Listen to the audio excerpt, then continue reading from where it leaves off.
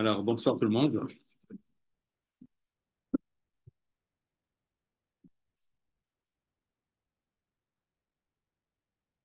voudrais commencer par ce que dit le Gaon de Vilna sur les mitzvot de Purim et comment les mitzvot de Purim sont en regard de ce que Amalek a voulu nous faire. Nous savons, n'est-ce pas, chacun d'entre nous sait, quelles sont les intentions qu'on prête à Amalek, qu'il a voulu la Shmid, la Rogue ou la Abed, Minar, Vatzaken, etc., ou Shalam, la Voz. Et donc, a priori, on pense que la Shmid, la Rogue ou la Bed, ce sont trois synonymes qui veulent dire plus ou moins la même chose. Ce n'est pas le cas. C'est-à-dire, d'après le Gaon, la Shmid, la Rogue ou la Bed, ce sont trois choses bien différentes. La Shmid vient de la racine Shmad, Shin Mem Dalet, qui signifie assimilation. C'est-à-dire que Amalek tente de nous empêcher de faire des mitzvot. Ça, c'est la Shmid. La Rogue signifie qu'Amalek, évidemment, cherche à nous tuer, comme son nom l'indique. Et les Abed signifient qu'ils cherchent non seulement à nous tuer, mais aussi à faire disparaître les corps, afin qu'il ne reste plus du tout de souvenirs, même des cadavres du peuple juif. Ils cherchent à faire disparaître les cimetières. Et qu'il n'y ait même plus de souvenirs, n'est-ce pas, de ce que c'était une fois le peuple juif. Et dans cet esprit-là, il y a l'idée de Shlalam Lavoz. Shalom Lavoz, c'est de s'emparer des biens matériels du peuple juif et d'y apposer son nom. C'est-à-dire d'effacer le souvenir ou le nom des juifs de leurs biens matériels. On pourrait parler de l'arianisation, n'est-ce pas, des biens matériels juifs. Ça, c'est Shalom Lavoz. Tout ça, c'est dans un esprit clairement établi d'effacer le souvenir du peuple juif. Donc, il s'attaque aux mitzvot, il s'attaque aux vies, il s'attaque au corps, et il s'attaque aussi aux biens matériels. Ça, c'est la signature d'Amalek. Je pense que ce sont des choses, n'est-ce pas, qui nous rappellent des choses qu'on a vécues il n'y a pas si longtemps que ça dans l'histoire du peuple juif. Alors, le Gaon va dire que les mitzvot de Purim, elles sont là pour répondre à cette tentative d'Amalek. Alors, le Gaon dit, en regard de cette volonté, les Hashmid, c'est-à-dire de nous empêcher de faire les mitzvot, alors il y a mitzvot Purim, c'est-à-dire que Hachem nous a donné même plusieurs mitzvot. Kriyat Megillah, Matanot Lavionim, etc. Il y a beaucoup de choses, n'est-ce pas, qui sont les mitzvot de Purim, sont des mitzvot de Rabbanan, mais mitzvah quand même. Et ça, c'est notre réponse à cette tentative d'Amalek de nous empêcher de faire les mitzvot. Ensuite, après, il y a la Harog. Si Amalek a tenté de nous tuer, alors à Purim, ce qu'il faut faire, c'est la joie. Et cette joie, elle n'est pas, on va dire, dirigée dans un canal particulier. Par exemple, on pourrait dire Pessar, c'est la joie de la liberté, puisqu'il y a un devoir de Simcha, donc Pessar, c'est la liberté, Shavuot, c'est le don de la Torah, ou Sukkot, c'est le fait d'avoir été préservé à travers les nuées, les années à Kavod. Mais à Purim, c'est simplement la joie de vivre, c'est-à-dire la joie d'être vivant, tout simplement, d'avoir survécu, de ne pas avoir été balayé de l'histoire, de la scène de l'histoire. Ça, c'est la roque.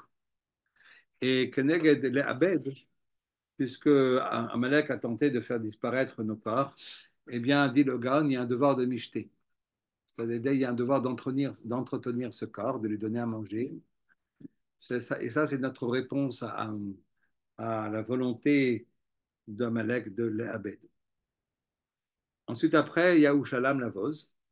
Shalalam Lavoz, c'est donc les biens matériels dont Amalek a voulu effacer le souvenir du peuple juif. Et alors, dit le Gaon, ça c'est la notion de Matanot Laevionim. Matanot Laevionim, c'est-à-dire qu'il faut se faire le souci que chaque juif ait de l'argent, qu'il n'y ait personne de démuni, que chacun ait au moins de l'argent pour Purim, pour pouvoir s'acheter tout ce qui est nécessaire pour le fête de Purim. Donc, d'une certaine manière, ces quatre mitzvot, à la fois la mitzvah de Purim de manière générale, Kriyat Megillah, que ce soit la Simcha, le devoir de Simcha, le devoir de Mishté, ou le devoir de Matanot Laevionim, sont une réponse à Amalek. Bien. Alors, ceci étant dit, ce qui est très intéressant, c'est de comprendre, donc, d'après le Gaon, on comprend bien, n'est-ce pas, qu'Amalek au centre des mitzvot de Purim. Je voudrais un petit peu réfléchir avec vous sur qu'est-ce que c'est que Amalek, quel est le sens de Amalek, quand vient-il, est-ce qu'on peut retrouver plusieurs fois, n'est-ce pas, on sait, n'est-ce pas, dans l'histoire du peuple juif, Amalek a tenté, n'est-ce pas, à nous attaquer. Est-ce qu'on peut retrouver des points communs? Et qu'est-ce qu'on a à prendre comme Moussar Askel là-dessus? Alors, nous savons que Amalek nous attaque en chemin. C'est la première des coïncidences. Enfin, ce n'est pas une coïncidence, n'est-ce pas? C'est une récurrence. Amalek nous attaque quand nous sommes en chemin. Alors évidemment, c'est marqué Befirouj, n'est-ce pas, dans Parashat Kitavo, à chaque Derech. Et nous étions en chemin. Nous étions en chemin, nous étions fraîchement sortis d'Égypte et nous nous dirigions vers le Har Sinaï, puis évidemment vers Eretz Israël, jusqu'à Chadassar Yom Michorev. Nous étions qu'à 11 jours de marche d'Eretz Israël depuis Har Sinaï. Et donc nous nous dirigions via le Har Sinaï vers Eretz Israël. Et à ce moment-là, Amalek est là pour nous stopper. Ça, c'est la première fois où Amalek apparaît dans la Torah, dans Parashat Beshalach. La deuxième fois où Amalek apparaît dans Parashat Beshalach, on est de nouveau en chemin. Cette deuxième fois-là, c'est après les 40 ans du désert. On sait que donc, tous les hommes de 20 à 60 ans sont morts. Et dans Parashat Rukat, comme dit Rashi, juste après la Paradouma, c'est la paracha des enfants, c'est-à-dire la nouvelle génération qui va, elle, partir à la conquête d'Eretz Israël. Et donc, on est en chemin vers Eretz Israël. Et à ce moment-là, Yishma Kenani Melech Harad. N'est-ce pas? Le Kenani, c'est dans Bamidbar, Perikaf, dans Chukat. Et il y a un Kenani mystérieux, n'est-ce pas, qui est Melech Harad, qui vient nous faire la guerre. Qui c'est ce Kenani mystérieux, n'est-ce pas, qui nous fait la guerre? Eh bien, Rashi va expliquer qu'il s'agit en vérité d'Amalek. וישמע כנעני מלך ערד יושב הנגד כי בא ישראל דרך האתרים וילחם בישראל ויש ממנו שבי. Si on regarde Rashi, Rashi explique que c'était en vérité des Amalekim. Ces Amalekim étaient déguisés en Knaanim parce que pour prêter que la confusion, afin que les bénis d'Israël prient à Hachem de leur livrer les Knaanim, alors qu'en vérité il ne s'agissait pas de Knaanim mais d'Amalekim. Donc en vérité c'est de nouveau Amalek qui nous attaque. Il a attaqué les parents, il attaque aussi les enfants quand ils sont en chemin pour aller en Eretz Israël. Et ça va, bon, ils vont prendre des otages, mais on va réussir à s'en sortir. Mais il va y avoir donc Vaïda Yaakov, Dar Israël Neder Lachem, et on a réussi à les vaincre. Et je parle une troisième fois où Amalek nous attaque. Je ne parle pas des attaques que nous menons contre Amalek, n'est-ce pas? Donc je ne parlerai pas de Shaoul, qui est une guerre qui est menée par nous, n'est-ce pas, contre Amalek, mais des attaques d'Amalek contre Israël, n'est-ce pas? La troisième fois dont Amalek nous attaque, c'est évidemment à Purim. Et de nouveau à Purim, nous sommes aussi de nouveau en chemin vers Eretz Israël. Pourquoi est-ce que justement à Purim, nous sommes en chemin en Eretz Israël? Parce que vous le savez, n'est-ce pas, on est à la fin de l'exil de Babylonie. On est à la fin des 70 ans d'exil. On est entre la Pekida et la Zéphira, pour ceux qui se rappellent. Déjà 52 ans après la destruction du temple, Koresh avait fait circuler un édit comme quoi les Béné Israël ont le droit, ont l'autorisation de revenir en Eretz Israël. Ils avaient déjà commencé à construire la Choma, la muraille de Yerushalayim. Ils ont été arrêtés au milieu par les enfants de Haman qui ont écrit une lettre de dénonciation au pouvoir central en disant que les Juifs cherchaient à se rebeller. C'est un Rashi dans Megillat Esther qui le dit. Et donc, les travaux sont arrêtés, rien ne bouge. Pendant 18 ans, tout est bloqué. Et non seulement ça, quelque temps après, Koresh va interdire aux autres juifs de quitter la Perse pour aller en Eretz Israël. Donc, le petit nombre de juifs qui sont en Eretz Israël se retrouvent isolés et, faute de moyens, ne peut pas continuer, n'est-ce pas, reçoit un interdit de construire. Et c'est à ce moment-là que la menace d'Aman prend tout son sens. Nous sommes donc en chemin, nous avons déjà commencé à aller en Eretz Israël, ça a été stoppé, et là, il y a un stop qui est fait par Amalek. Donc encore une fois, on est en chemin, on est à la fin de l'exil, on est déjà dans un début de Géoula. Et dans ce début de Géoula, Amalek est là pour stopper et pour nous empêcher de continuer, de continuer à avancer. Et ce qui est très intéressant, c'est que, en vérité, il n'y a pas si longtemps que ça, nous étions de nouveau en chemin pour Eretz Israël. Nous sommes toujours encore d'ailleurs en chemin pour aller en Eretz Israël. Et Amalek nous attend en tournant. Il nous empêche. Il essaye de stopper la montée en Eretz Israël. Il y a 80 ans de cela. Donc on est toujours exactement, il y a un début de Géoula, il y a un début de quelque chose qui se passe, un début de Kibbutz Galouyot. Déjà, les choses, n'est-ce pas, commencent, n'est-ce pas, à aller dans le sens, n'est-ce pas, de la Géoula, et Amalek est là pour stopper. Et en vérité, quand on regarde dans le Gaon de Vilna, le Gaon de Vilna nous explique, vous savez qu'on sait, n'est-ce pas, que chaque chose est Maaseh Avot Siman Labanim. Quel est le Maaseh Avot Siman Labanim qui est à l'origine de toutes ces agressions d'Amalek contre Israël? Alors le Gaon va nous dire, c'est la rencontre entre Yaakov et Esav. La fameuse rencontre entre Yaakov et Esav qui a lieu au début de Parashat Vaishlach, c'est le Maaseh Avot Siman Labanim de ces agressions entre Yaakov d'Amalek. Et Yaakov est de nouveau en chemin. Il est en chemin, il était 20 ans à Haran, il est en chemin pour revenir en Eretz Israël, pour revenir chez ses parents. Et dans ce chemin, au milieu de ce chemin, il y a Amalek qui est là, il y a Esav qui est là pour le stopper. Donc en vérité, c'est toujours, on voit ici, n'est-ce pas, une récurrence. Dans le chemin qui nous mène vers Eretz Israël, Amalek est là pour stopper le processus. Esav, Amalek. Pourquoi je parle d'Esav et d'Amalek? Parce qu'Amalek, c'est toujours la quintessence d'Esav. Le Zohar dit que Amalek, c'est le tamtzit, c'est la quintessence d'Esav, c'est le fer de lance d'Esav. C'est peut-être ce qu'il y a de plus performant chez Esav. Esav avait encore des côtés un peu lumineux, il avait cette soumission au père, alors que Esav n'est que dans le pouvoir. Oui. Amalek, pardon. Alors qu'Amalek est dans un pouvoir total, pouvoir absolu, n'est-ce pas? Il est le fer de lance d'Esav. Celui, il a peut-être l'homme le plus accompli, en tout cas d'Esav, dans le sens évidemment d'Esav, dans le sens de l'idéologie d'Esav, celui qui porte de la manière plus accomplie l'idéologie d'Esav. Et donc alors ce qui est très intéressant, Rabbi Mitzberg le fait remarquer. Vous savez que Yaakov a utilisé toutes sortes d'artifices pour essayer de se protéger d'Esav. Et on le sait, n'est-ce pas? Chacun d'entre nous sait, a priori, il a utilisé trois choses. En vérité, c'est trois, mais en vérité, il y en a quatre. Parce qu'il s'est préparé à quoi? À Doron, Milchama et Tfila. Pas le Doron, le pot de vin, Milchama, la guerre, Tfila. Mais il y a une quatrième chose aussi qu'il a faite. Vous le savez, vous le savez évidemment, mais juste il faut le remarquer.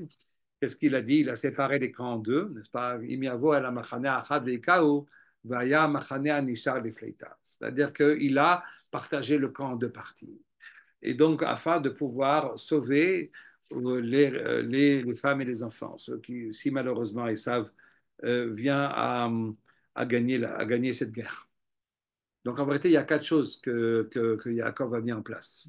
Et si on y réfléchit un petit peu, dans toute l'histoire des agressions d'Amalek contre Israël, tous ces artifices ont été utilisés.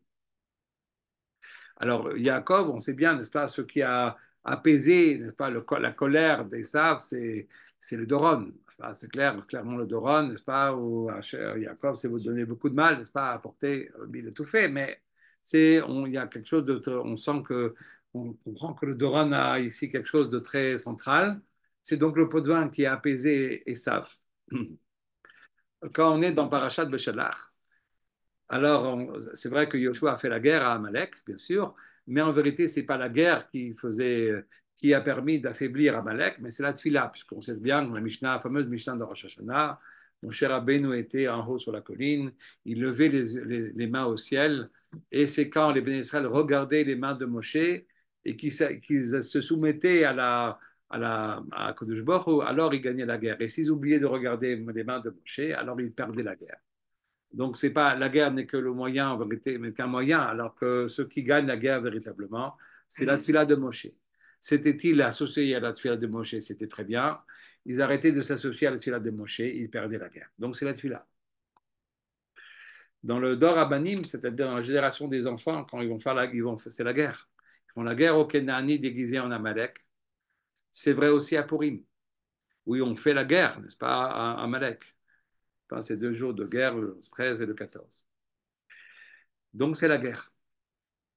Et malheureusement, il a 80 ans, c'est le 4e artifice qui a fonctionné. Miavoy la machane achad veikaou, vaya machane anisha de fleita. Même si Amalek est capable, n'est-ce pas, de détruire ou d'annihiler le peuple juif, il ne peut pas l'annihiler dans son ensemble. Il restera toujours à machane, les fleita, qui sera rescapé. Voilà. Donc, c'est voilà, ces 4 choses-là. Donc, on voit dans l'histoire qu'en vérité, ces 4 outils, ces 4 que Jacob a mis en place, ont tous été utilisés. Ça, c'est la remarque du Rabbi Mizbach. Ce n'est pas la mienne. C'est ça la remarque du Rabbi. Alors, la question qui se pose maintenant, qu'il faut comprendre, c'est, d'accord, très bien. Donc, on a compris effectivement que nous sommes en chemin. Et quand on est en chemin, Amalek est là pour frapper. Mais pourquoi? Pourquoi frappe-t-il? Quel est le sens de cette frappe d'Amalek? Pourquoi nous agresse-t-il à ce moment-là? Qu'est-ce qui se passe pour que Amalek nous agresse? Bien sûr qu'il est envoyé par Akadosh Baruch. Où est le problème? Alors, ce que je vais essayer de dire ce soir, c'est que quand on perd son chemin, quand on a perdu son chemin, alors Amalek est là pour nous le rappeler. C'est ça l'idée que je vais tenter de développer et je vais vous le montrer tout au long, n'est-ce pas, de ces 4 agressions, à la fois de partir de Yaakov, les Havot, les Banim et Aman. Et on va voir qu'en vérité, c'est toujours la même chose. C'est-à-dire qu'on a perdu le chemin. On s'il faut envoyer en chemin. Alors Amalek est là pour nous le rappeler. On va commencer déjà par Yaakov. Yaakov Avinu, d'abord, Bichlal, que Yaakov Avinu ait envoyé des messagers à Esav, c'est déjà quelque chose où le Midrash critique critique l'envoi des messagers. Il rapporte là-dessus le fameux passouk dans Michelet, Marzik be'ene kelev over, celui qui tient les oreilles ou qui tient les oreilles, n'est-ce pas, d'un chien errant qui passe. Alors, mitaber al riv lolo. Alors, le Midrash dit, pourquoi tu as envoyé des messagers à Esav? Esav passait à côté, il n'avait aucune intention négative envers toi. Pourquoi réveilles-tu le chien qui dort? Ou plutôt le lion qui dort? On parle du chien parce qu'Amalek et Esav, Amalek c'est le Caleb. Alors, pourquoi réveiller un chien qui dort? Ben après, tu es obligé d'assumer les conséquences. C'est une première chose qui est critiquable chez Yaakov. Après, on va voir que Yaakov, il a, en apparence en tout cas, il va faire des choses qui nous ont l'air très étonnantes. C'est-à-dire que Yaakov va dire 8 fois Adoni Esav, va s'écraser, excusez-moi du terme, devant Esav, il va lui dire mon maître Esav, alors qu'il n'aurait pas dû le faire. Et dit le Midrash, parce que le fait qu'il a dit 8 fois Adoni Esav, c'est la raison pour laquelle il y aura 8 rois d'Édom avant qu'il y ait un roi d'Israël. Et non seulement ça, il dit Kotomar, Kotomro n'a donné les sav Koamar Avdecha Yaakov. Avdecha Yaakov. Et Imlava Garti Vaecharadata Veili Shor Vachamor. Alors c'est quoi Veili Shor Vachamor? Tout le monde sait, n'est-ce pas? Qu'est-ce qui est marqué dans le Rashi Veili Shor Vachamor? Abba Amarni. Abba m'a dit Mitala Shamaim Mishmane Haaretz. Zuena Lomina Shamaim Velomina Haaretz. Comme si la bracha de Yitzhak ne s'est pas accomplie. Après, il dit aussi, avant, il dit, Minavan Garti, je suis en guerre. Lona setig sar vechashuv et la guerre. Je ne suis pas devenu quelqu'un d'important, je suis juste un étranger. Encha kedai lisnot el birkot avicha shebirchani eve gevir leachecha share lonit kaimabi. Alors, c'est vrai que c'est très étonnant. Qu'est-ce que veut dire Yaakov avec tout ça? Est-ce qu'il est là en train de contester les brachot du père? Alors, le Kliyakar, il va dire quelque chose de Nora. Le Kliyakar, il explique qu'en vérité, loin de Yaakov de contester les brachot du père. Mais ce qu'il est en train de dire en vérité, parce que personne ne remet en question la bracha de Yitzhak, il n'est pas question de le remettre, de croire ou de contester la bracha. Mais ce que Yaakov est en train de dire, c'est que du fait que j'ai reçu les brachot par ruse, c'est pour ça que ces brachot ne se sont pas accomplis. Ça veut dire en vérité, je n'ai pas, tout mon bon système, toute ma construction, n'est-ce pas, s'écroule. Effectivement, je les ai pas obtenus avec honnêteté, et donc c'est pour ça que ces brachot ne se sont pas accomplis. Mais enfin, quand même, je veux dire, c'est la névoie de Rivka, n'est-ce pas? Yaakov n'a pas fait les choses, n'est-ce pas? D'une certaine manière, Yaakov est en train de dire, même si c'est qu'en apparence et par peur d'Esav, il est en train de contester la broche. Il est en train de contester ce qu'il est. Il est en train de contester, n'est-ce pas, le fait qu'il est le dépositaire de la broche. Ça, c'est grave. Et d'ailleurs, beaucoup, le Kliyakar va dire, on sait, n'est-ce pas, que Yaakov avait peur. Pourquoi il avait peur? Pourquoi il avait peur? Parce que pourtant, il avait reçu une bracha, il avait reçu une promesse. Et cette promesse-là, elle ne date pas d'il y a 20 ans. Elle a été réitérée à la sortie, quand il est parti de chez Lavan. À cause de lui est apparu et lui a dit, je vais te, t'inquiète pas, je suis là, je m'occupe, je vais t'aider, je vais te protéger, n'est-ce pas? Alors, pourquoi a-t-il peur? De quoi a-t-il peur? Shemaï grand machet. De quel chet a-t-il peur? Alors, voilà. Cette bracha, c'est d'Hachem, c'est Vayomer Hachem li Yaakov, Shuv l'eretz avotecha le molatecha, ve'eye imach. Donc, donc Yaakov a reçu une aftacha claire, une promesse claire, qu'Akadosh Baruch Hu sera avec lui. Pourquoi a-t-il peur? De quoi a-t-il peur? Dis-le Kliyakar. Et Kliyakar dit, il a peur du chet qu'il vient de faire. C'est-à-dire, il a peur que pour sauver les apparences ou par peur d'Esav, il a contesté la bracha. Il a contesté, n'est-ce pas, il s'est un peu aplati devant Esav, que c'est une chanoupa, et que c'est cette erreur-là qui lui est reprochée maintenant. C'est-à-dire, en vérité, il comprend que quand il s'est présenté, ou là, quand il s'est fait présenter par les envoyés à Esav, il en a trop fait trop. D'une certaine manière, Yaakov a dit des choses qu'il ne fallait pas dire. C'est-à-dire qu'il n'aurait pas dû dire qu'il n'est pas que la bracha, qu'il n'est pas le dépositaire véritable de la bracha, que tout ça c'était qu'une ruse et que d'une certaine manière cette bracha ne lui revient pas. C'est quelque chose, n'est-ce pas, qui n'était pas. Et comme dit quand la machnif la reshaim, tout celui qui est machni, tout celui qui flatte les reshaim, sofo nofel beyadam. C'est-à-dire que c'est marqué dans la Gemara que tout celui qui flatte les reshaim, ça ne doit lui servir à rien. Il va être au contraire attaqué et agressé par ses reshaim, par les reshaim. Et donc, Yaakov a peur d'avoir, par peur d'Esav, avoir dit des choses qu'il n'aurait pas dû dire. Et effectivement, sans doute que c'est peut-être ça. Alors évidemment, bon, Yaakov n'a pas été inquiété outre mesure, mais peut-être que ça peut expliquer le fait qu'ils savent, n'est-ce pas, et que ça s'est passé de manière très difficile. On sait bien, n'est-ce pas, qu'il a fallu, que c'était à deux doigts de tourner mal, et que c'est peut-être c'est à deux doigts de tourner mal parce que Yaakov ne se présente pas comme il aurait dû se présenter devant Esav. Et qu'il n'aurait pas dû effectivement contester la bracha, ni contester l'authenticité de la bracha qu'il a reçue, même s'il l'a reçue par ruse, et même si Esav, n'est-ce pas, même quand on a peur d'Esav. Il y a des choses qu'il ne fallait pas dire.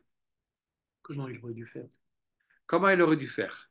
Je crois qu'il aurait dû peut-être amener un Doran, certainement, mais pas, mais pas dire ce qu'il a dit. C'est-à-dire dire que voilà, je ne suis pas devenu un sar v'chashuv, que la bracha ne s'est même allusionné le fait que la bracha ne s'est pas accomplie. Il y avait quelque chose qui sans doute n'était pas juste. Et le Avdecha Yaakov aussi, c'est-à-dire il aurait pu dire les choses sans dire Avdecha Yaakov. Vous voyez, c'est-à-dire pas s'aplatir et effectivement essayer de concilier, essayer bah, encore une fois, c'est le Midrash, n'est-ce pas, qui reproche à Esav, n'est-ce pas, le fait à Yaakov, pardon, qui reproche à Yaakov, n'est-ce pas, de s'être trop, disons, de s'être trop soumis, n'est-ce pas, à Esav, et que on reproche à Yaakov de ne pas avoir mesuré très exactement comment il aurait dû, n'est-ce pas, s'adresser à Esav. Mais on va revoir ça, on le revoit en vérité, cette idée-là de la perte du chemin où on n'est plus conscient de ce que nous sommes et que quand on n'est pas conscient de ce que nous sommes et de ce que nous devons être, alors encore une fois, chez Yaakov, c'est que pas dans les apparences, n'est-ce pas? Parce qu'il veut se concilier des sables. Il ne s'agit pas d'une contestation véritable, évidemment, bien sûr. Mais en tout cas, mais les choses doivent être posées clairement. Et si les choses ne sont pas posées clairement, ça s'appelle qu'on a perdu son chemin. On va le revoir dans Béchalach. On sait bien que Béchalach, s'il y a Amalek, c'est parce qu'on est à Rephidim.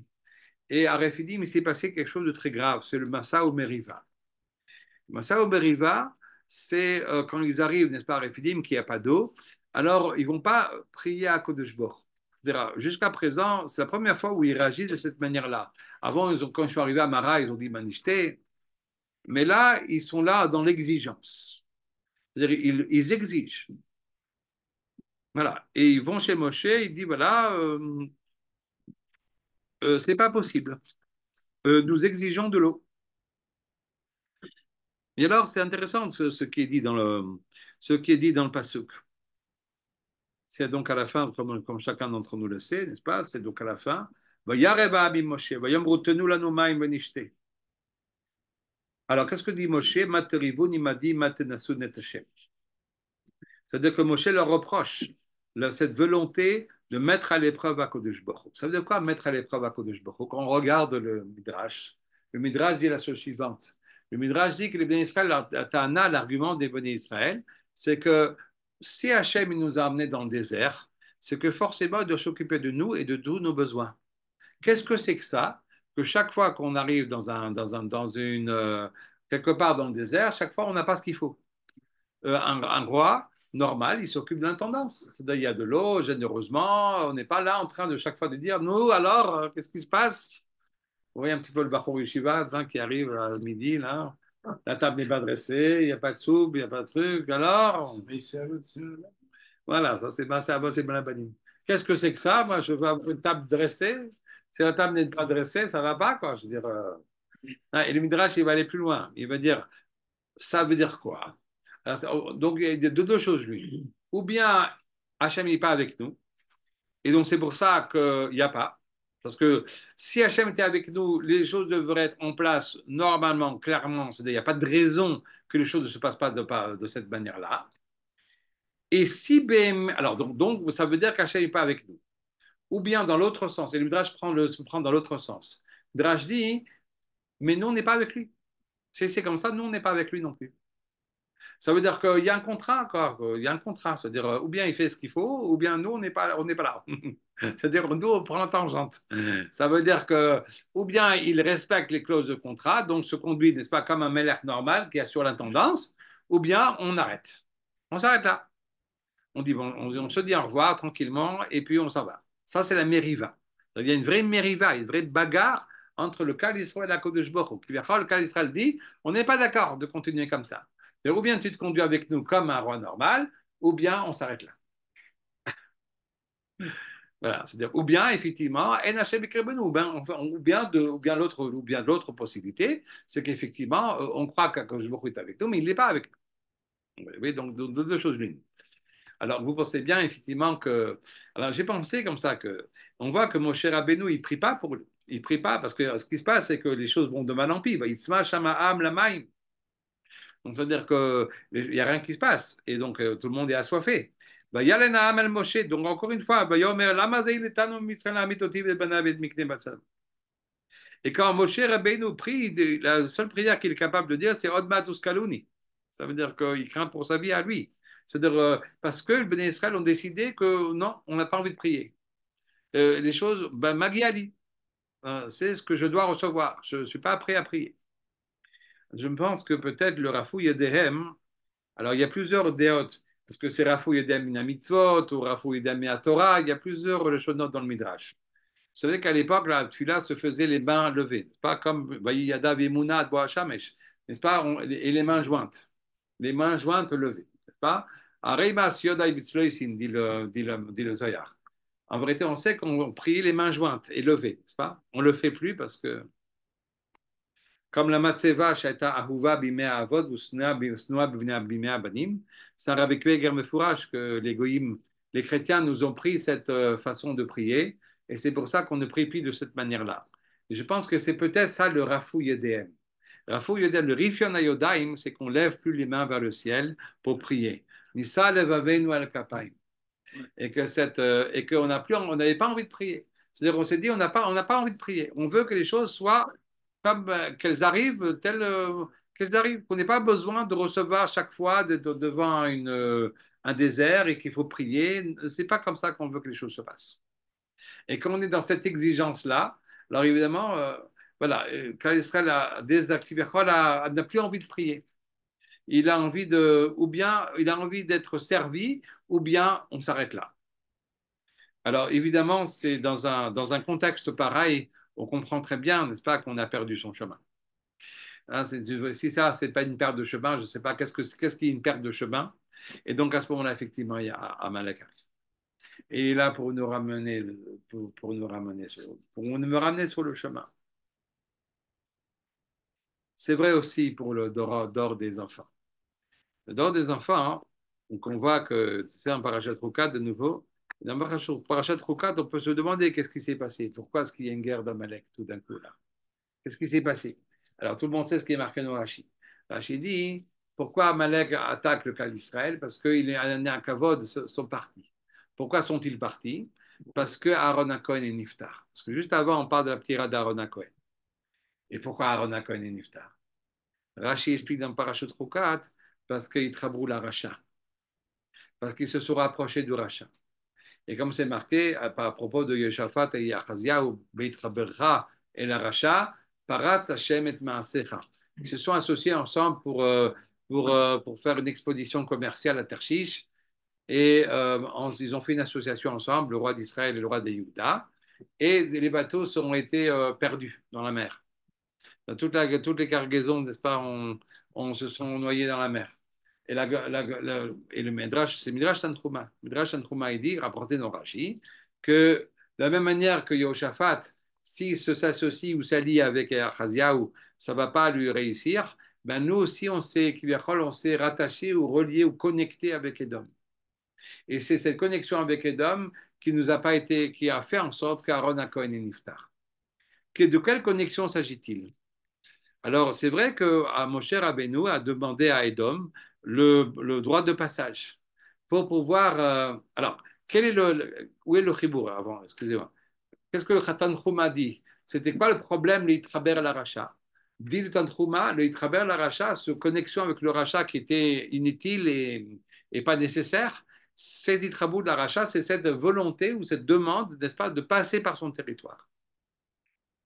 C'est ça le problème. Ça, c'est les mots du Tanchouma.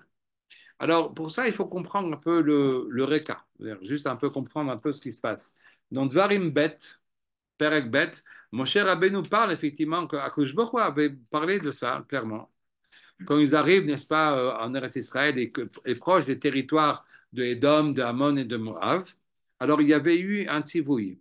Hachem avait parlé et Hachem avait dit Vata'am tzav lemor, atem ovrim migvul achechem bnei Esav, היושבים בשעיר, ויראו מכם ונשמרתם מאוד. ויראו מכם, ils auront peur de vous, dit Akadosh Baruch Hu. ונשמרתם מאוד, et vous de votre côté, vous ferez très attention. Très attention de quoi? Al titgaru bam. De ne pas de faire rien qui puisse les inciter à faire la guerre. C'est-à-dire que vous devez être parfaitement gentleman. כי לא אתן לכם מארצם עד מדרך כף רגל, כי ירושה לעשיו נתתי את הר שעיר. C'est-à-dire, vous n'avez pas le droit, n'est-ce pas, pas d'escarmouche, n'est-ce pas, d'attitude agressive envers Esav, parce que Esav, c'est son territoire. Je lui ai donné ce territoire. La seule chose que vous pouvez faire, אוכל תשברו מאיתם בכסף ואכלתם, וגם מים תכרו מאיתם בכסף ושתיתם. Et pourquoi vous allez acheter à manger et à boire de chez eux? Dit Rashi, pour montrer au Bnei Esav que le fait que vous étiez dans le désert, ça ne vous a pas appauvri, bien au contraire. C'est un kiddush Hashem de montrer que vous avez de l'argent, que vous êtes capable, malgré le fait que vous étiez 40 ans dans le désert, que vous avez de l'argent, vous avez un compte en banque bien fourni, que vous pouvez tout à fait, n'est-ce pas, acheter, à boire et à manger à Edom. Ça, c'est le signe de la bracha d'Akadosh Baruch Hu. Alors, qu'est-ce qu'on peut comprendre de cet ordre d'Hachem? Il y a marqué Altit Garouba. Est-ce que Hachem a dit qu'il faut passer, il ne faut pas passer? Il n'y a rien. Hachem n'a rien dit. Et Hachem a seulement dit Lolit Garot Baem, c'est-à-dire de ne pas avoir une attitude agressive. Alors, qu'est-ce que Moshe va dire? D'accord, Altit Garbaem, je vais leur demander gentiment si on peut passer. D'accord, donc ça, c'est en accord avec le Tzivoui. Le Tzivoui, Hachem n'a pas dit s'il faut passer ou il ne faut pas passer. Hachem a dit simplement de ne pas les agresser d'une quelconque manière. Je vais leur demander la permission. Que se passe-t-il? Et ça, c'est intéressant parce que vous avez l'ordre d'Hachem qui se trouve dans le Varim et ce qui a été fait dans la réalité dans Choukat. Qu'est-ce qui se passe dans Choukat? Quand Moshe Rabbeinu demande à Edom de passer, que se passe-t-il? Eh bien, Edom réagit de manière très agressive, très brutale. Qu'est-ce qu'il répond? Ah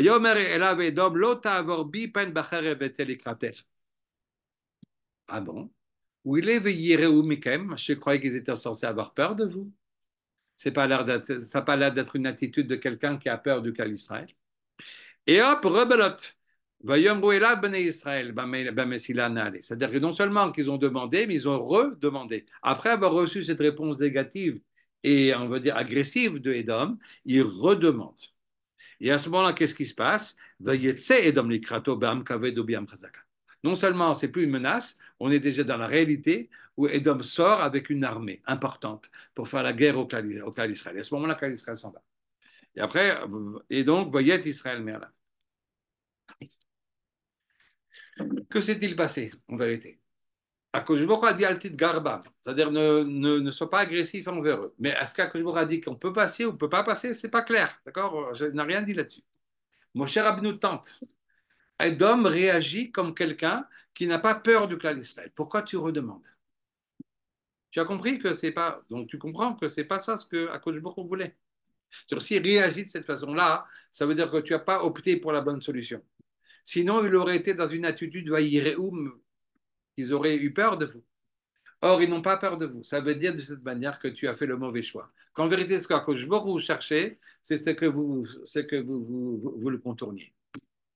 Alors pourquoi encore une fois les Bnei Israël font une nouvelle demande et qui crée une escalade, n'est-ce pas? Puisque Esdam ne se contente pas de menacer, il va poster, il va masser ses troupes, n'est-ce pas, pour faire la guerre au clan d'Israël. Je pense que c'est peut-être ça la Itrabrout à Edom.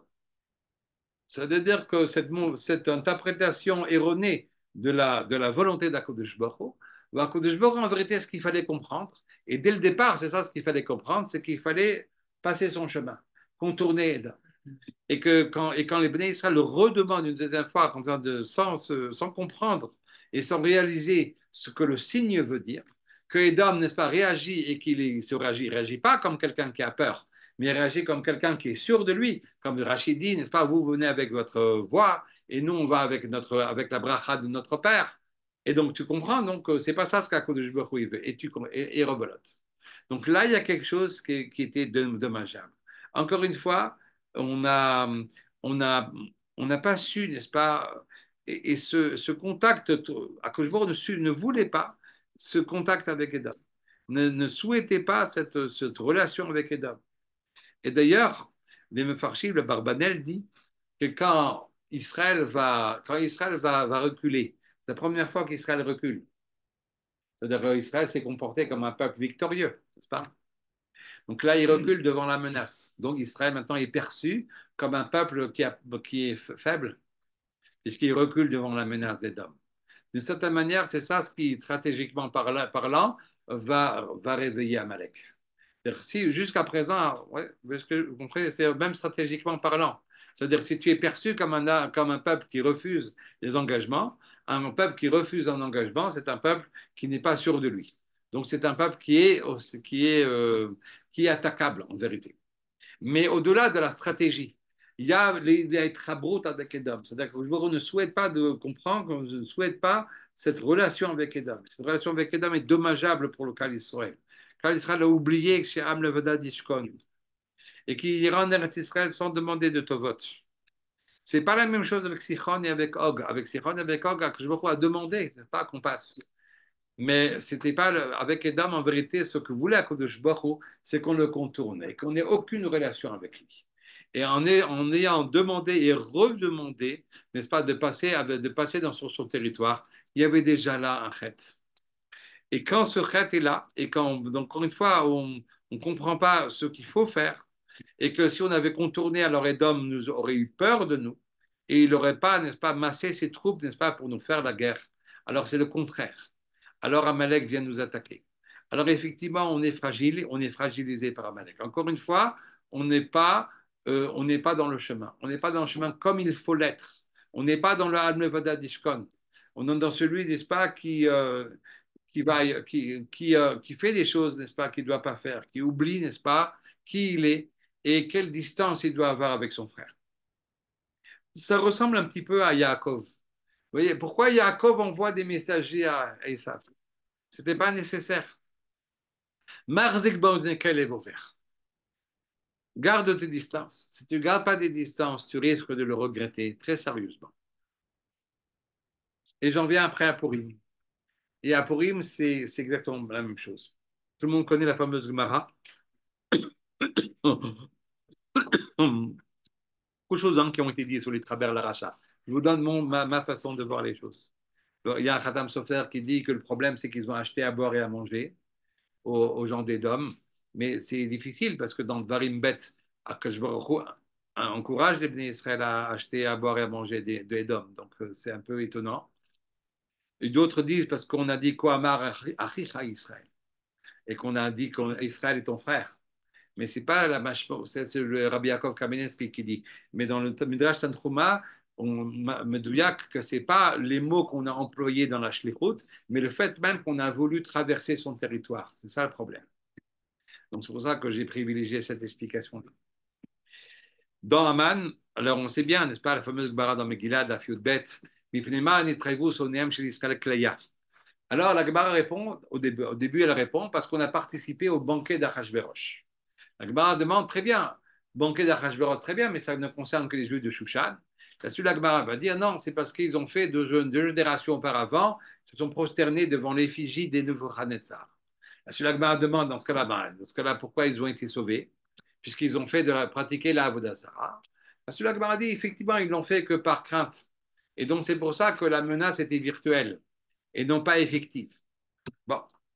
C'est Gemara, quand on y réfléchit un petit peu, elle est totalement et entièrement obscure. Je ne comprends pas parce qu'on a participé au banquet d'Achashverosh, on est déjà Chayav Mita. Ça a l'air un petit peu exagéré quand même. Et d'autant plus que c'était cachère, il n'y avait rien de treif, c'était Badat, Seda, Farédit là-bas. Non, il y avait tout ce qu'il faut, quoi, je veux dire, il n'y avait pas de problème. C'est quoi, depuis quand on est Chayav Mita quand on mange un banquet de Achashverosh, quoi? C'est méchouné, mais à part ça, ce qui est bizarre aussi, c'est la notion d'Avodazara. On n'a jamais vu que pendant le Beit Rishon, donc pendant toutes les années du Beit Rishon, on a pratiqué de l'Avodazara. Et pourtant, on n'a jamais vu que ça allait, qu'il allait résulter de cela un décret, n'est-ce pas, d'extermination du peuple juif.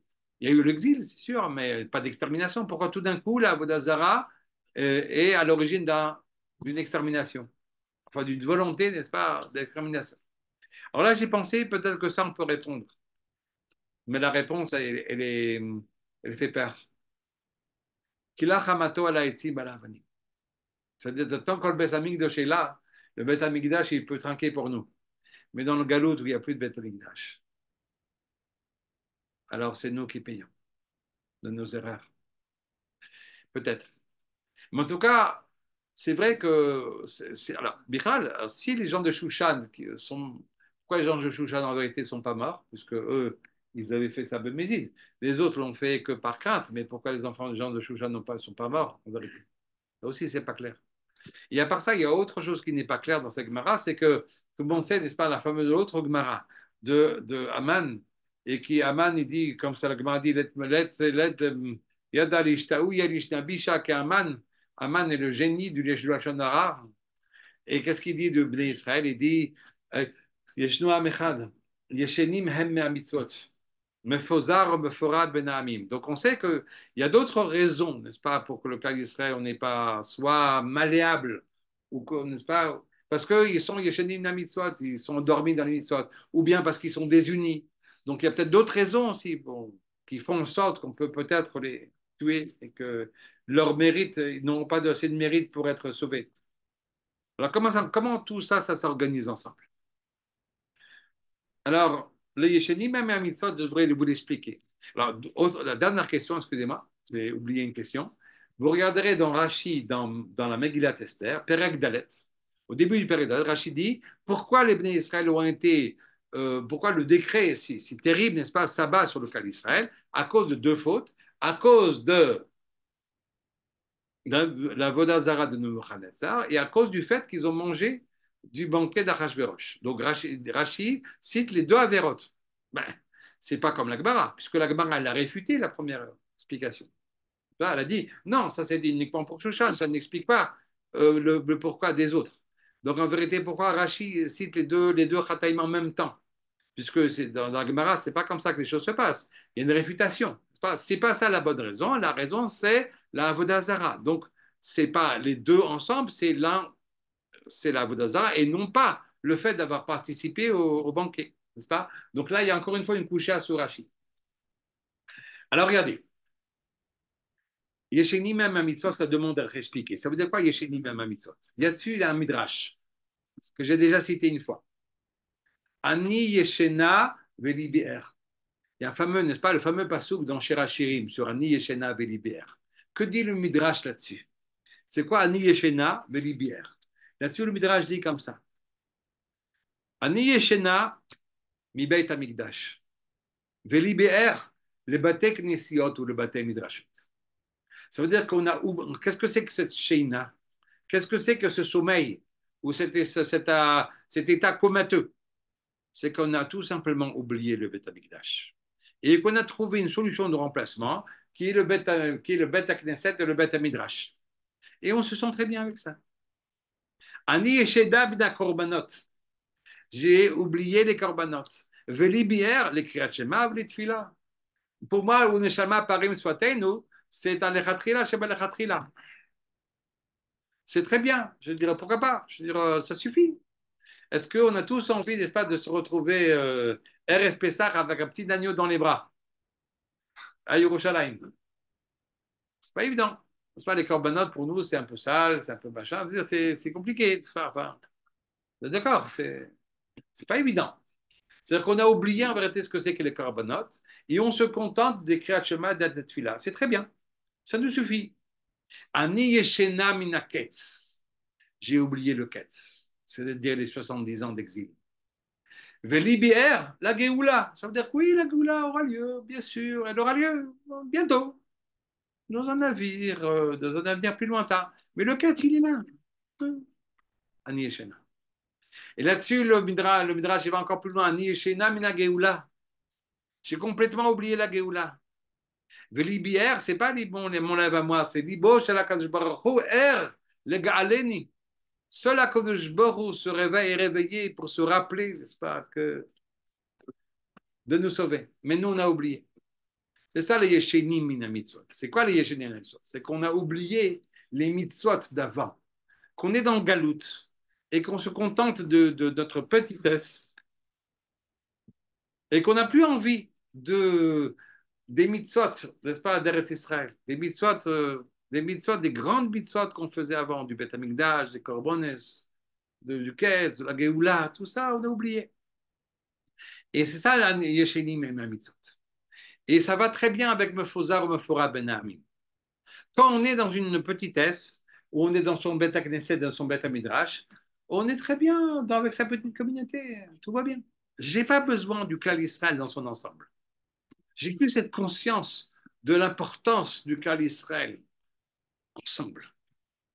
Mais ce n'est pas comme ça que les choses se passent. Si on me dit que tout le Klal Israël va arriver à Yerushalayim pour Pessah, je me dis, oh là là, les bouchons, oh là là, il faut que je réserve vite sur booking.com un petit pied-à-terre, comment on va faire et tout ça, ça va être difficile, n'est-ce pas? C'est compliqué. Ça veut dire, c'est ça le mefouzar ou mefora ben ami, c'est cette conscience du Klal Israël dans son ensemble, c'est une conscience de la Géoula. C'est dans le Gol où on est tranquille, chacun dans son coin, On a ses petites communautés, un petit groupe, son petit collège, ça va, tout va bien. Je dirais, qu'est-ce qui manque? Ça va ensemble, non? Je m'inclus là-dedans aussi. Hein. Je ne suis pas en train de faire du moussard aux autres et de ne pas me faire du moussard à moi-même. Je me fais du moussard à moi-même. C'est vrai, est-ce que le Bessamigdash vraiment me manque? Compliqué. On n'a jamais connu, on n'a jamais su ce que c'était. Mais ça doit nous manquer. Si ça ne nous manque pas, ça veut dire qu'on est en train de dormir. Ani et Shena. Alors, je crois la chose suivante. Ça va ensemble. Et ça, c'est la réponse du Rabbi Shlomo Al-Kabetz. Il dit en vérité, la Vodazara de Nebuchadnezzar, ce n'était pas une vraie Vodazara. C'est-à-dire que c'est marqué dans Tosfot, dans Vodazara, dans Gimel, que Hanania, Michel et Zaria, qui ne se sont pas prosternés devant le Tselem, en vérité, il y avait une dimension politique surtout. Ce n'était pas une dimension, pas une vraie Vodazara. Que Hanania, Michel et Zaria, ils étaient pas obligés d'être Yarek Avoir, mais ils pouvaient le faire, mais ils n'étaient pas obligés de le faire. Il y a tout un dioun, tout un débat au début d'Avodazara. Donc, en vérité, ce n'est pas une vraie Avodazara. C'est quoi l'idée qui est derrière? L'idée derrière, c'est que quand je m'habitue que le Big Boss, c'est Nebuchadnezzar, alors voilà, je suis rentré dans une optique de galoute, où le Big Boss, c'est plus à cause de mort, où le Big Boss, c'est Nebuchadnezzar. Et après, hop, c'est une espèce d'effet boule de neige. Ça veut dire qu'en fin de compte, où j'en arrive, ça c'est ce qui est marqué dans le Manot Alevi du Rav Shlomo Al-Kabetz, c'est que je mange la soude de Achashverosh. C'est quoi manger la soude d'Achashverosh? Manger la soude d'Achashverosh, c'est cette soude-là où il avait fait lui-même le compte, comme c'est marqué dans la Gemara, qu'il a fait le compte des 70 ans, et que dans 70 ans sont passés d'après son compte, et le cas d'Israël n'a pas été sauvé, et là il fait un grand banquet pour célébrer la nullité de la névoie, que le casse n'existe pas, que tout ce que Daniel a dit, tout ce que Yirmiyah a dit, c'est nul et non avenu. Et ça, c'est la Séouda qui fait pour célébrer cet événement-là. Nous, on peut participer à une chose pareille. Ce qui n'est pas un plus grand chilul Hashem que ça. Alors, c'est même pas, on est tellement endormi, tellement perdu la notion du ketz, qu'on est même capable de se participer à un mixté pareil. Et ça, c'est terrible. Ça, c'est le début du processus qui a été amorcé quand on se prosterne devant l'effigie de Nebuchadnezzar et qui se termine avec avec le Mishté d'Achashverosh, où on a perdu conscience de ce que c'est Bichlal, qu'on ne comprend pas. Je veux dire, c'est incroyable. C'est-à-dire qu'on est capable, on n'a plus le regesh de quoi que ce soit. Et ça, c'est terrible. Et pourquoi j'ai posé la question, pourquoi est-ce que ça s'appelle, pourquoi je pense, c'est la bonne interprétation des choses. C'est pas quelqu'un qui a oublié le Ketz, un cas d'Israël qui a oublié le Ketz, il se condamne lui-même à mort. Vous savez, on le sait. Vous savez qu'il est réformé après la réforme, a effacé Yerushalayim de Sidurim. Vous savez, ils ont effacé. Il y a tout ça, c'était effacé. Donc, c'est des choses classiques. Je crois on peut couper le chaud, non? Ça nous endort un petit peu, je crois. Ah, c'est pas chaud, mais Ah, c'est pas chaud? je peux le mettre en froid. Ah, non, alors j'ai rien dit alors. Euh, vous comprenez? Je pense que ça dit trop Annie et Shena, je pense. Ah, c'est ça, c'est à cause de ça. Ça a été. On a étudié le chatim Une d'Annie des et Shena. bières. Chacun s'est dit je prends celui-là, je prends celui-là. Ah, d'accord, c'est là. Chacun il a pris un chat. Chacun a pris un chat, c'est ça. Alors voilà. Alors, moi, je crois comme ça. Vous savez, qu'est-ce qui reste de ces gens-là réformés qui ont enlevé Yerushalayim de leur sédour? Rien du tout. Ils sont tous. Il ne reste plus rien d'eux. C'est-à-dire que si on s'installe dans le Gol, c'est qu'on n'a plus la conscience de la Géoula, il ne reste plus rien. C'est la fin, c'est terminé. De toute façon, on n'existera plus. Donc, moi, je pense qu'en vérité, c'est ça je pense que c'est peut-être ça ce que la Gemara est en train de dire. La Gemara est en train de dire, c'est vrai, c'est toute cette Gezerah Kleya du clan d'Israël, c'est nous-mêmes qui se sont condamnés. Si on comprend, si on n'a plus la conscience, Bichlal, de la notion de la Géoula, alors effectivement, on n'existera plus. On va complètement, n'est-ce pas, se fondre, n'est-ce pas, se fondre dans l'égoïsme. Qui est celui qui crie? Qui est celui, n'est-ce pas, qui ne se laisse pas faire? Qui est celui, n'est-ce pas, qui qui tout le temps rappelle au clan d'Israël qui il est et dans quel chemin il est. C'est Mordechai. Parce que Mordechai, on sait, comme c'est marqué dans Megillat Esther, je ne sais pas qu'il y avait même Il y Khamisha. a ici. Il y a? Oui, je le trouve. Attends, Sinon, il y a aussi là. Ah voilà. Très bien. Merci, excusez-moi. Je vous le reprends tout de suite. Et ça, c'est ce que dit le Gaon. Le Gaon de Vilna le dit encore une fois dans son Pérouche. C'est très intéressant. Quand on parle, n'est-ce pas, de Mordechai, et on présente Mordechai, qu'est-ce que dit איש יהודי היה בשושן הבירה ושמו מרדכי בן יאיר בן שימי בן קיש איש ימיני אשר הוגלה מירושלים עם הגולה אשר הוגלתה עם יחוניה מלך יהודה אשר הגלה נבוכדנצר מלך בבל. Trois fois il y a le verbe הגלה אשר הוגלה אשר הוגלתה אשר הגלה. Dit le Gaon de Vilna, Mordechai, c'est celui qui a été parti en exil 3 fois. 3 fois il est parti en exil. Comment ça se fait qu'il est parti 3 fois en exil? Première fois qu'il est parti en exil, c'est avec Yechonia, et le Harash et le Masger, alias Yehoyakim, 11 ans avant la destruction du temple, qui a été emmené en Bavel avec Nebuchadnezzar, avec le Harash et le Masger. Chacun d'entre nous sait que ce que dit la Gemara sur le Harash et le Masger, c'est l'élite des Tamir Chachomim qui sont partis avec Yechonia. Ensuite, après, il est revenu en Eretz Israël à Yerushalayim. Il est reparti dans le Galout quand le Beth Amikdash a été détruit. Donc 2 fois déjà. Et quand Koresh a fait circuler son édit comme quoi on avait le droit de revenir en Eretz Israël, il est reparti. Parmi les premiers à être repartis. Et quand les Bnei Aman ont publié ont empêché, donc on fait stopper les travaux, il est reparti à Shushan pour essayer, n'est-ce pas, de faire en sorte que l'édit soit annulé et que les travaux reprennent. 3 fois, il est parti en galoute. Ça, c'est Mordechai.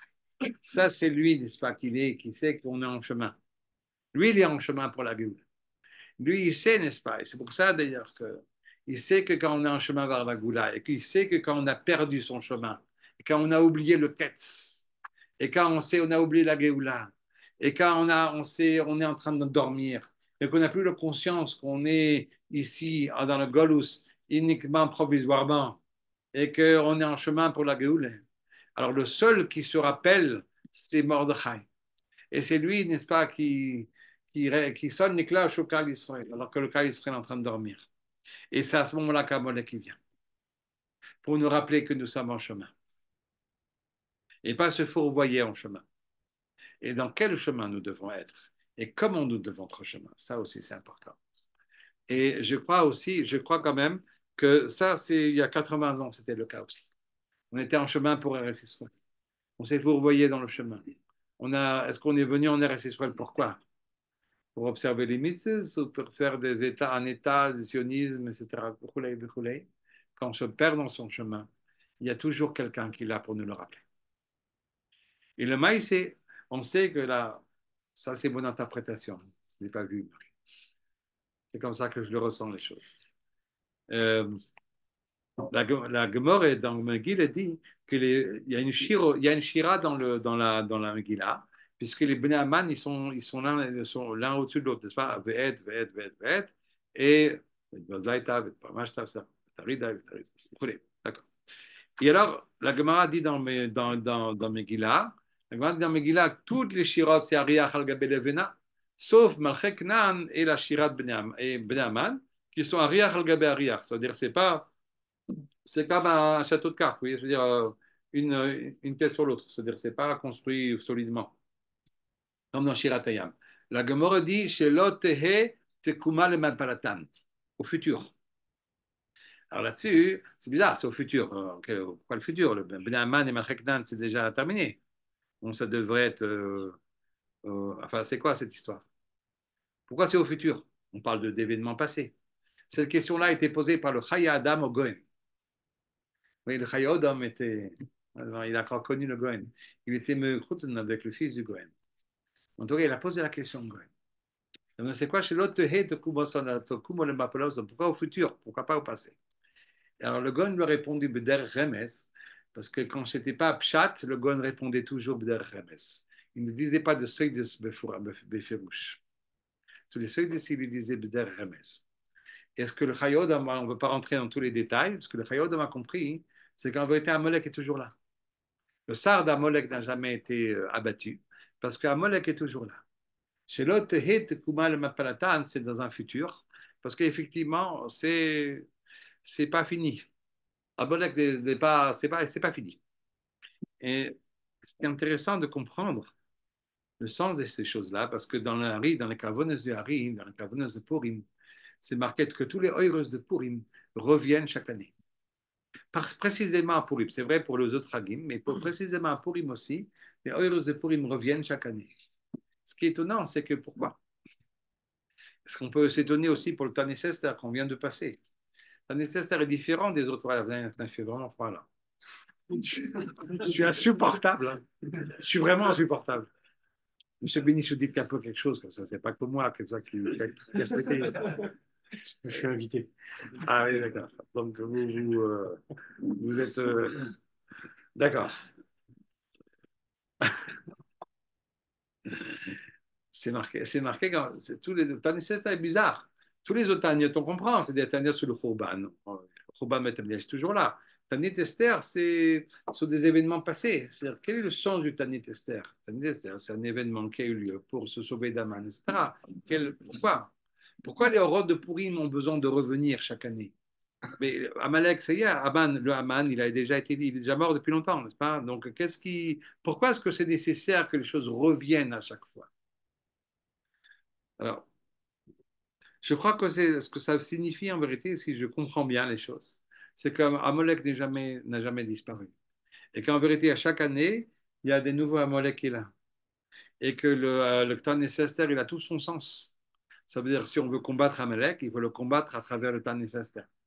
Il faut le combattre à travers les horreurs de Purim. Sinon, Amalek, et le Amalek de notre génération à nous, il doit être combattu par nous et à travers la fête de Purim. C'est comme ça qu'on le combat. C'est comme ça qu'on peut gagner la guerre d'Amalek. Et donc, on peut alors Aman est la version 0. Maintenant, dans la version 2000, 4000 ou 5000, vous voyez ce que je veux dire, mais c'est toujours, c'est comme un logiciel, n'est-ce pas, c'est un update. Oui, c'est une mise à jour. Voilà, c'est-à-dire Amalek, il se met à jour à chaque fois. Et donc, chaque année, il y a un nouveau Amalek. Et Emet, que cette année, on n'a pas besoin de trop creuser pour comprendre. Pour savoir qui on a en face de nous, n'est-ce pas? Il suffit d'aller voir. Non, Richmel, je ne dis pas que Richmel c'est Amalek. C'est pas clair. Ils ont peut-être quelques unanimes d'Amalek, peut-être. En tout cas, il suffit d'aller voir chez l'école blanc, dans les universités, prestigieuses universités américaines, où les chefs des universités les plus prestigieuses sont entendus par le Congrès. Et quand le Congrès leur pose une question simple, est-ce que pour vous, l'extermination du peuple juif, c'est un acte de violence? Ils ne sont pas prêts à dire oui. Ils disent ça dépend, dans quelles circonstances, etc. Bon, heureusement, quand même, l'opinion publique s'est quand même émue, on les a forcés à démissionner, mais pour une partie d'entre eux, mais qu'on puisse dire une chose pareille, des gens qui sont des gens cultivés, humanistes, avec qui on aurait énormément de plaisir à discuter et qui envisagent froidement la destruction totale du peuple juif. Donc, si c'est pas Amalek, alors je ne sais pas qu'est-ce que c'est, quoi. Je veux dire, d'accord, donc les choses sont là. Les choses sont là. Et je pense que Tanis Esther enfin, bon, chaque année c'est comme ça, mais Tanis Esther c'est marqué dans la Nari, et je peux prendre encore une minute, 5 minutes, je peux? D'accord. Tout le monde connaît ce que c'est, évidemment, le Had de l'Oyada, n'est-ce pas? Le fameux Had de l'Oyada, où il faut dire Baruch Haman et Arur Mordechai dans la chikroute, dans l'ivresse. Ça veut dire quoi dire Baruch Haman dans l'ivresse? Ça veut dire quoi? Le Hari donne une espèce d'interprétation suivante. Il dit on sait bien qu'Amolek, c'est une clipa, c'est du mal, c'est du rat. Mais tout rat, tout sheker, a toujours un émet qui le soutient. On est d'accord? Parce que si un sheker qui est total ne peut pas, n'existe pas. C'est pour ça que dans tout sheker, il y a le shin à côté du kar. Parce que vous savez que le kouf et le reish, le zoyar dit ça, que c'est aussi des ziyoufe, c'est des otiotes mezouyafot. Ce sont des otiotes falsifiés. Pourquoi? Parce que le kouf, c'est un hei falsifié. Et le Reish, c'est un Dalet falsifié. Le Echod qui est devenu Acher. Donc le cas Kuf Reish, ce sont des récits des Ziouf. Et le Shin, c'est le Hot Emet qui est attaché au Kar. Ça, c'est Hacham Kor Chobaderech. Le Kar, Mikre, Keri, Kirur. Hein, Korohu ben Korohu. Hein, pas, parce que c'est pas pour rien que c'est justement de Kuf Reish. Kuf Reish, ce sont les deux lettres des Ziouf. Comme ça dit les Zohar.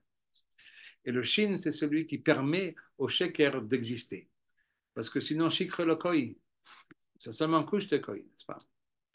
Alors, évidemment, donc, il y a un Nitzos de Kedusha, qui est ce Emet, qui tient le Amalek, qui le permet de se maintenir.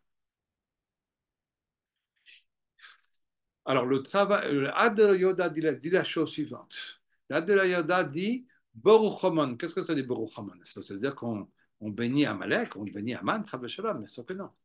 On bénit le Nitzos de la Kedusha qui maintient Amalek en place. Ça veut dire qu'il faut lui donner de la force. Ça veut dire quoi? Hein? Alors, a priori, c'est bizarre. Tout notre travail à nous, c'est de séparer le bien du mal, de trier le bon du mauvais, n'est-ce pas? C'est ça notre travail. On est d'accord? On est d'accord ou pas? C'est sûr c'est ça notre travail, c'est ce qu'on fait. Ochel mitorpsolet, c'est ça ce qu'on fait. À chaque geste que nous faisons, nous trions le bon du mauvais. C'est ça notre travail.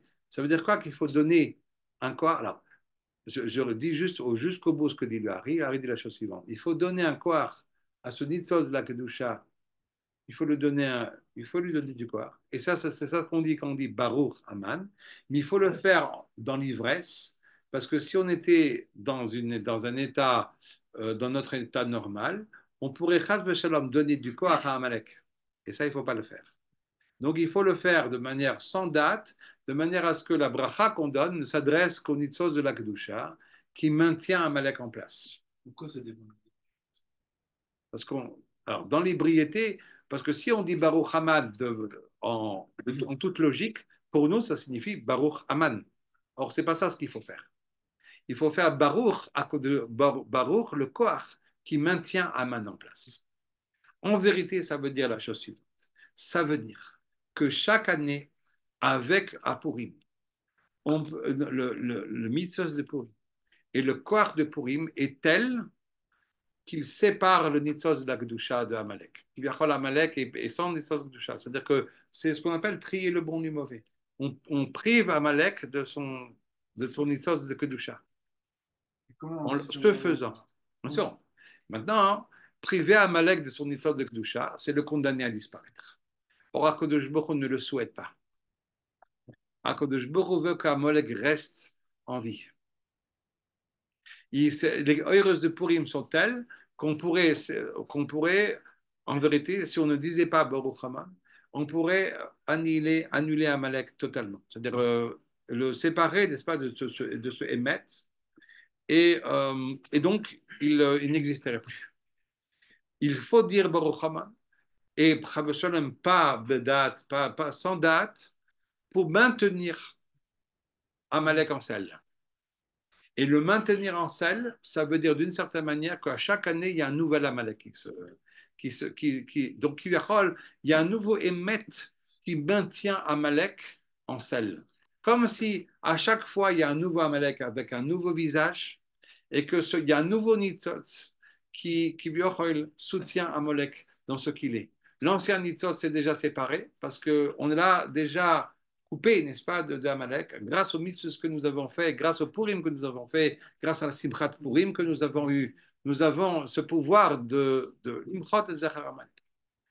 Et donc, mais cette Mechiga ne peut pas être totale, parce qu'Hachem ne souhaite pas qu'elle soit totale, parce que Micham al Hashem ba'Amalek midor dor, ad biat HaMashiach, ad biat Mashiach tzidkeinu.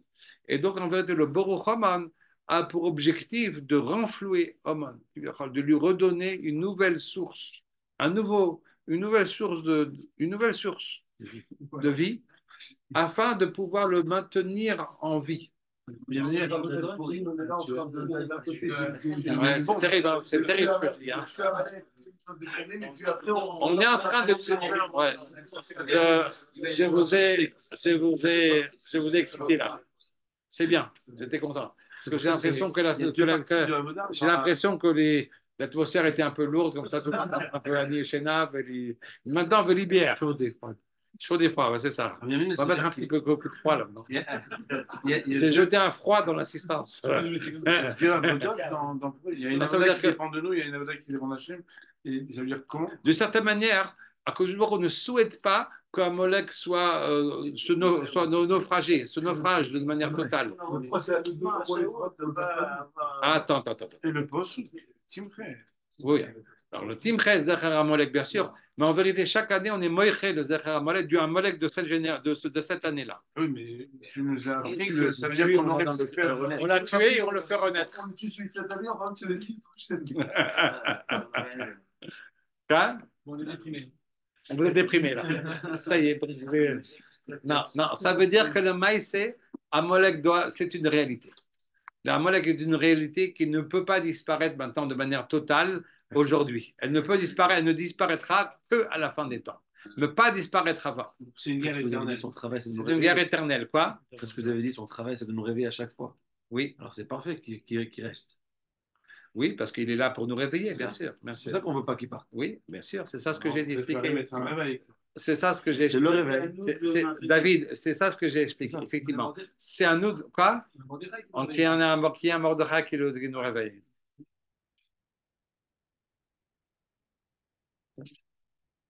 Incroyable, hein? C'est incroyable. Alors maintenant, on peut ne pas. Il y a des gens qui, dire. Quand ils sont chicords et ils ont les cavones. Est-ce qu'ils ont. Alors, ça dépend. Ils doivent avoir les carbonés, ça va. C'est l'idée qu'il ne faut pas, après ce que vous avez dit, il ne faut pas trop donner. Il ne faut pas. Si on est trop bedasse, ça ne va pas. On risque de donner, on va dire, de donner un quoi à Amalek lui-même. Ouais. Non, mais il faut le moins le moins de bedasse possible. Ouais. Quoi? C'est une météo, toi. Voilà. Maintenant, regardez, c'est. Tu nous as jeté une bombe là. Je voulais vous dire un truc quand même. Je vous l'ai déjà dit ça. Vous savez, on a parlé des Arabes, là, des Ishmaélim. Vous savez que mon ami Sharki, docteur Sharki, qui est docteur en islam, je ne sais pas si je vous en ai déjà parlé, il m'a dit une chose qui est très importante. Il m'a dit la seule frontière que le Coran respecte, c'est la frontière d'Israël.